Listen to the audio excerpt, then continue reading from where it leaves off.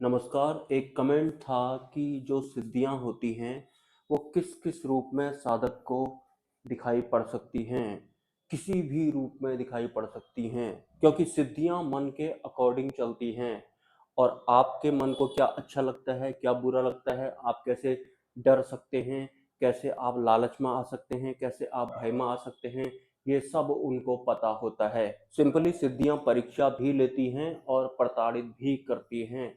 और अगर आप मोक्ष मार्ग पर हैं, आपका मार्ग अगर क्लियर है, संकल्प आपको क्लियर हो चुका है कि मुझे तो अब परब्रह्म परमात्मा की ही भक्ति करनी है। लेकिन भक्ति में अगर आप कमज़ोर हैं, आप संसार में भी बह जाते हैं और आप भक्ति में भी फिर आ जाते हैं, तो सिद्धियाँ या फिर सूक्ष्म जगत की अन्य सत्ताएँ आपके साथ खेलती रहेंगी। अगर आप एकमात्र भक्ति परब्रह्म परमात्मा की नहीं करते हैं, तो वो भी पूर्ण दृढ़ आसक्ति या फिर विश्वास के साथ अगर आप नहीं करने वाले हैं, तो सिद्धियों का फिर या फिर शक्तियों का काम ही ये होता है। अगर मैं आपको सिद्धियों से सचेत रहने के लिए कहूँ कि इस वे में सिद्धियाँ आपको अपनी गिरफ्त में ले सकती हैं, फिर ऐसे भी काम नहीं बनेगा, क्योंकि जो रास्ता आपको पता है, जो आपका बुद्धि कैच कर सकता है और जो नहीं कर सकता, वो सब भी सिद्धियों को पता होता है। जैसे कि मैंने वीडियो की शुरुआत में बताया कि मन से आप कैसे हैं, वो आपको जानती हैं। मन के हिसाब से चलती हैं ये जो सिद्धियाँ होती हैं। आपको क्या अच्छा लगता है, क्या बुरा लगता है, जो आप भूल चुके होते हैं, वो भी इनको पता होता है। तो सिद्धियों के लिए आप किसी भी तरह की कोई तैयारी नहीं कर सकते हैं। बस आपको परब्रह्म परमात्मा की भक्ति में होना है, वो भी पूर्ण रूप से 100%। अगर 100% आप परब्रह्म परमात्मा की भक्ति में होते हैं, तो फिर सिद्धियाँ आपको दिखें तो भी वो आपको प्रभावित नहीं कर सकती हैं, या फिर आप उनके लपेटे में चपेटे में नहीं आ सकते हैं। अगर आपके अंदर लोभ लालच होगा, या फिर काम क्रोध वगैरह होगा, या फिर किसी भी तरह से अगर आप कमजोर पड़ने वाले हैं, तो सिद्धियां वहां पर यही काम करती हैं। एक तरह से वो आपकी परीक्षा लेती हैं या फिर आपको मजबूत बनाने का काम करती हैं, मतलब परब्रह्म के लिए तैयार करने का काम करती हैं, आप ये भी कह सकते हैं। टोटल मिलाकर के जब तक साधना मार्ग में आप हैं, जब तक आपको परब्रह्म परमात्मा के दर्शन नहीं हो जाते, तब तक आपको सिद्धियां या फिर अन्य जो भी सूक्ष्म तत्व होते हैं, वो किसी भी तरह से लपेट सकते हैं, यही उनका काम होता है। लेकिन पहले से ही अगर इंसान या फिर साधक इस संसार में ही रहना चाहता है, उनमें ही वो खुश रहना चाहता है, तो फिर तो उसका ये वाला जन्म भी ऐसे ही बर्बाद होने वाला है। फिर वही अगले जन्म वाला सीन, अगले जन्म आएंगे हम नया शरीर के रूप में, फिर से हमें दृश्य दिखाई पड़ेंगे, हमें लगेगा कि मैंने तो कभी साधना की नहीं थी, फिर मेरे को ये सिद्धियां वगैरह क्यों दिखाई पड़ रही है, क्योंकि पिछले जन्म में भी हम ऐसे ही थे, अगले जन्म में भी वैसे ही थे, क्योंकि मन तो साथ में चलता है, अवचेतन मन में ये होती है।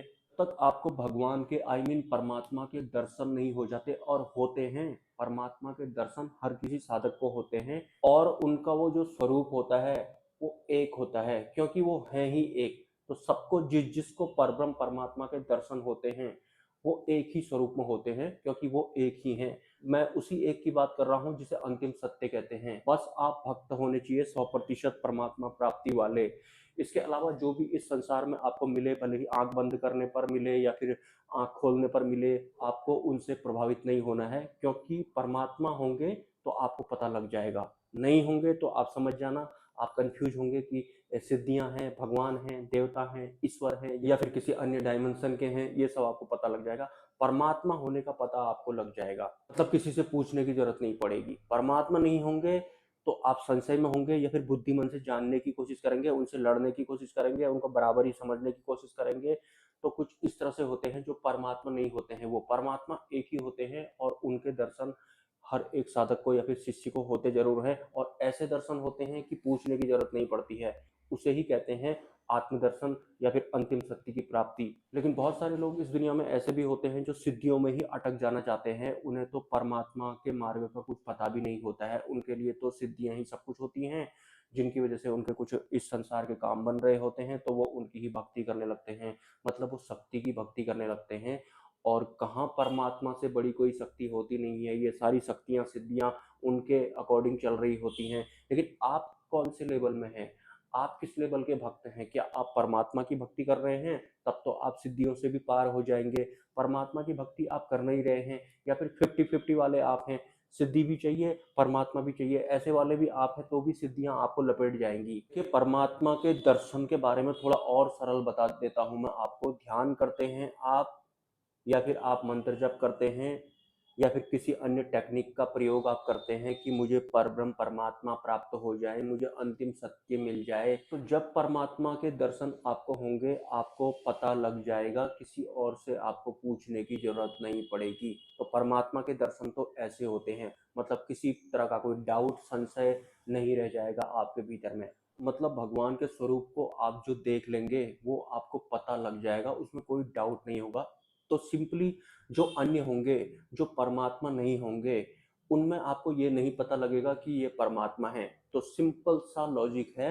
बाकी जो भी आपको दिखाई पड़ रहे हैं ध्यान में या फिर स्वप्न में, वो परमात्मा है करके आपको पता लग रहा है तब तो बात अलग है, नहीं लग रहा है तो समझ जाना आप वो काल कर्म माया या फिर अन्य ईश्वरीय तत्व वगैरह या फिर सिद्धियां वगैरह हो सकते हैं। परमात्मा के दर्शन जिसे होते हैं उसे पता लग जाता है कि ये परमात्मा है करके, फिर कोई किसी भी तरह का कोई डाउट वगैरह नहीं होता है। और जो पता उसे लगता है वो किसी अन्य को बता नहीं सकता है, बताएगा भी तो वो समझ नहीं पाएगा। कुछ इस तरह से आप समझ सकते हैं, क्योंकि वो माया पार होते हैं, वो शब्द अतीत होते हैं, लेकिन उनकी प्राप्ति हो गई है ये सबूत उस साधक को या फिर उस शिष्य को मिल जरूर जाता है।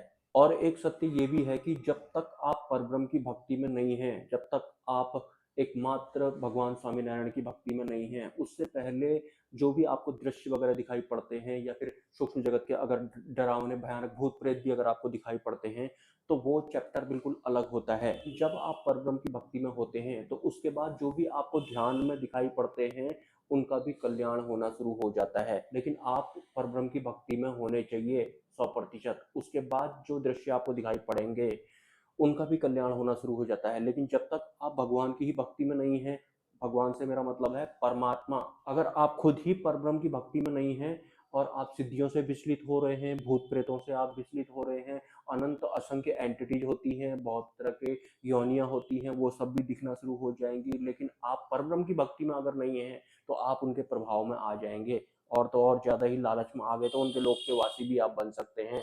तो सिंपली आपको भगवान स्वामीनारायण की ही भक्ति करनी होती है, मतलब परब्रह्म परमात्मा की ही भक्ति करनी होती है।